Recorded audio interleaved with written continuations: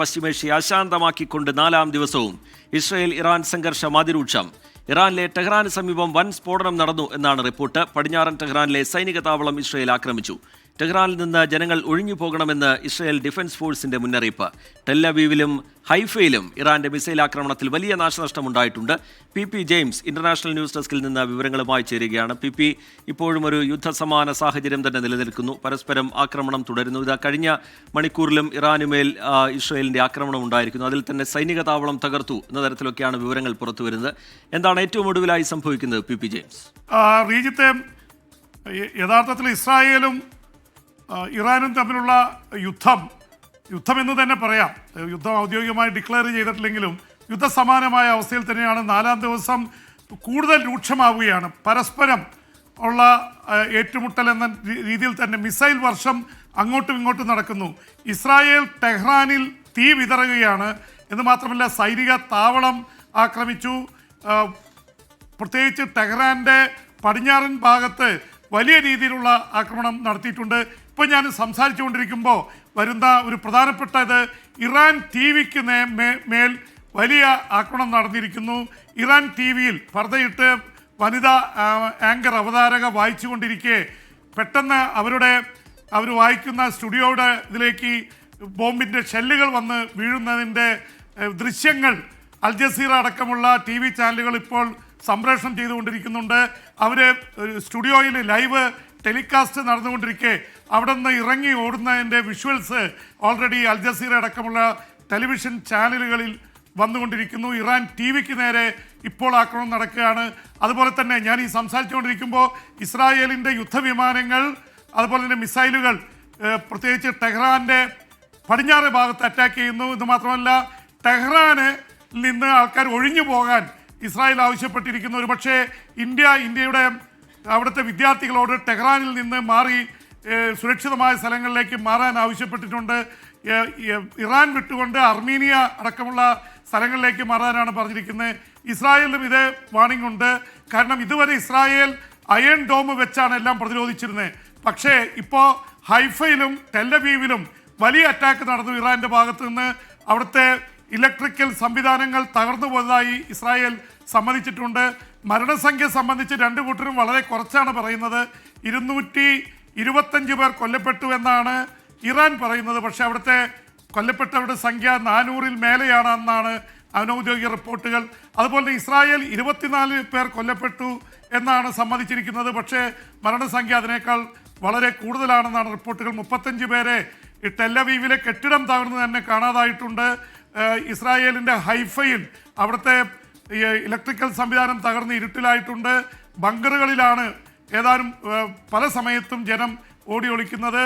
അപ്പോൾ അവിടുത്തെ അയൺ ഡോമുകളുടെ പ്രവർത്തനത്തെ അതിജീവിച്ചുകൊണ്ട് ഇറാൻ്റെ ബാലിസ്റ്റിക് മിസൈലുകൾ ടെല്ലവീവിലും ഇവിടെയൊക്കെ വിറപ്പിക്കുന്ന രീതിയിൽ പ്രകമ്പനം കൊള്ളിച്ചുകൊണ്ട് വീഴുകയാണ്. അതുകൊണ്ട് ഇസ്രായേൽ പ്രത്യേകിച്ച് ഗസയിൽ ആക്രമണം നടത്തിയപ്പോഴും ലെബനനിൽ ആക്രമണം നടത്തിയപ്പോഴും ഹൂതികൾക്കെതിരെ ആക്രമണം നടത്തിയപ്പോഴും ഇതുപോലെ ഒരു അവസ്ഥയെ നേരിടേണ്ടി വന്നിട്ടില്ല. അപ്പോൾ രണ്ടു കൂട്ടർക്കും അടികിട്ടുന്നുണ്ട്. ഒരു പക്ഷേ ഇസ്രായേലിൻ്റെതാണ് കൂടുതൽ സ്ട്രൈക്ക് ചെയ്യുന്നത്. പ്രത്യേകിച്ച് ഇസ്രായേലിൻ്റെ മൊസാദ് ഇറാനുള്ളിൽ കയറി അവിടെ നിന്ന് ഫസ്റ്റ് ഡേയിൽ സൂചിപ്പിച്ച നേരത്തെ ഇറാൻ ടി വിക്ക് നേരെയും ഇസ്രായേലിന്റെ ആക്രമണം ഉണ്ടായി. അതിന്റെ ദൃശ്യങ്ങൾ ഇപ്പോൾ പുറത്തു വരുന്നുണ്ട്. ആ ദൃശ്യങ്ങൾ കാണാം പ്രേക്ഷകർ.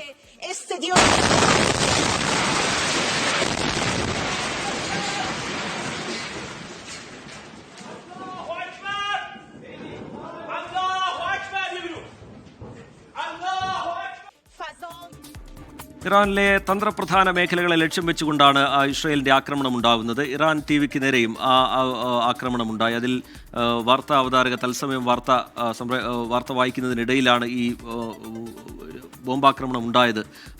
അതിന്റെ ദൃശ്യങ്ങളാണ് പ്രേക്ഷകർ കാണുന്നത്. പി തുടരാം. യഥാർത്ഥത്തിൽ അതിനിടയിൽ ഇപ്പോൾ ഈ കണ്ടുകൊണ്ടിരിക്കുന്ന ദൃശ്യങ്ങൾ തന്നെയാണ് റീജിത്തെ. ഇറാന്റെ ഔദ്യോഗിക ടി വിക്ക് നേരെ ആക്രമണം നടക്കുന്നു. അവർ വാർത്ത വായിച്ചുകൊണ്ടിരുന്ന അവതാരക ഇറങ്ങി ഓടുന്നതിൻ്റെ ദൃശ്യങ്ങളാണ് നമ്മളിപ്പോൾ കണ്ടുകൊണ്ടിരിക്കുന്നത്.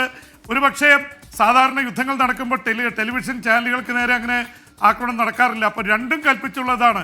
ഇത് ടെലിവിഷൻ ചാനലാണെന്നും ഇറാൻ ഇസ്രായേലിനെതിരെ ഏറ്റവും കൂടുതൽ പ്രചരണം നടത്തുന്നത് അവരുടെ ഔദ്യോഗിക ടെലിവിഷനിലൂടെയാണ്.